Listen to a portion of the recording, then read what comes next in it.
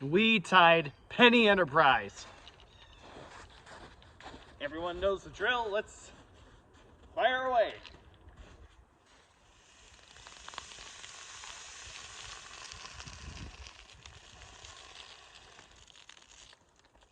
Woo!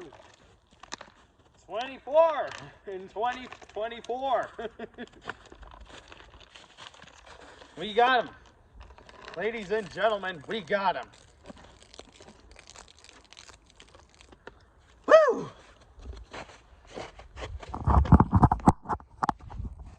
Alright, let's talk about the race. Definitely was one of the better ones. Finish, maybe not so great, but definitely a good race. Really good, actually. You know, usually when drivers wreck in front of the flagman coming to the white, it's understandable that the race ends under caution. And turns 1 and 2 because the race leader would be coming back to the carnage right after they take the checkers. But when it's in the back straightaway, turns 3 and 4, or at the start-finish line, that's not okay. Because what's the point? I get it, safety comes first. But what's the point of... We're just fine. We're just fine when we let them race to the leaders race to the line.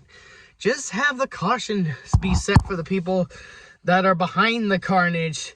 Well, not behind the carnage, but let's just have the field frozen for the section of where the carnage is taking place and keep the green for the drivers racing to the line. And then we can have the real winner prevail. A lot of roads. Oh, sorry about that. Let me set this phone down. Like, seriously, what's the point of throwing a caution flag for a crash in the back straightaway in turns 3 and 4 and the front straightaway going to the checkers when the driver isn't even going to be at full speed towards the carnage? We get it. You can't use the safety. You know, safety, yes, it does come first. But that's not a valid reason if you're just gonna... If they're not gonna full speed into the carnage.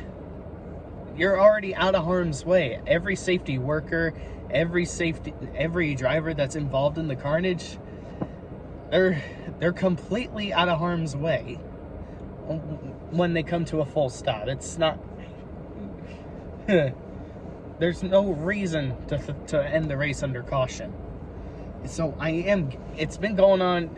You've let this flaw go on for almost 2 decades, and really only the Xfinity race was special enough to end under green when the crashes were happening in the back straightaway. How is that fair? What exactly makes Xfinity so special to keep the race going, but never the Truck Series or never the Cup Series at times? Why does NASCAR always cherry pick this? Whatever, I'm getting off track.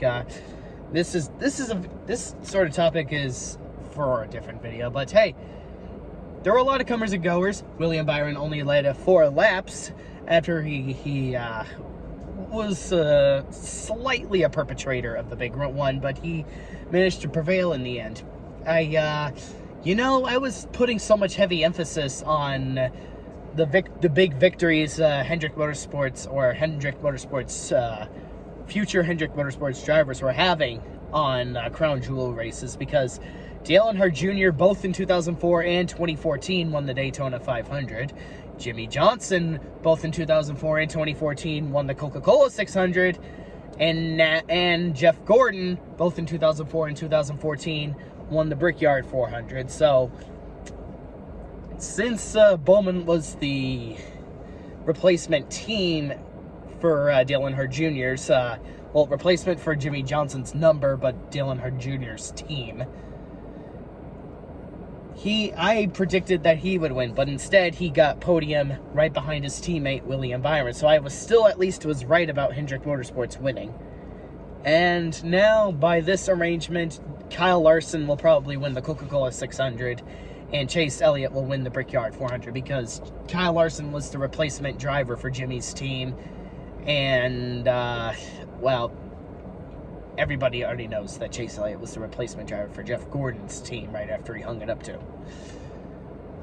So, yeah, that was a fun race. 41 lead changes, 3 wide migrations like a lot of the old school pack racing. That was fucking gorgeous. I loved every single nanosecond of that. That was gorgeous. That was awesome. You can call me a biased fan all you want, but that's the kind of plate racing I absolutely expect all the fucking time, because that kind of racing completely toes the line, and I couldn't have been more impressed. I loved everything about it. It pretty much encapsulates why a lot of people get stoked for the Daytona 500 and both Talladega races and the Coke Zero 400. I'm not gonna put the new Atlanta with the big boys. Fuck that. Fuck the new Atlanta. So yeah, if this is what I have to expect of the quality of 2024, especially with a Daytona 500 as awesome as that one, I'm locked and loaded. 2024, so far you're exceeding my expectations despite a few run-ins here and there. Let's just keep up that momentum, okay? And actually prevail in the end. Sorry. 24 in 2024, huh? Well, I'm not going to put too much emphasis on that, but let's just keep rolling to see where we will end up down the road. And hopefully we will maintain our pace and keep up that good work. I don't think I'm going to tune into Atlanta. I'm not even sure if I'll make a review of that. I don't think I'm going to do reviews full-time this year, but I will. I'll still give my takes on some controversial situations, if any come about enough for me to be angry or zealous enough to talk about it. And you guys want to see them? I'll make them.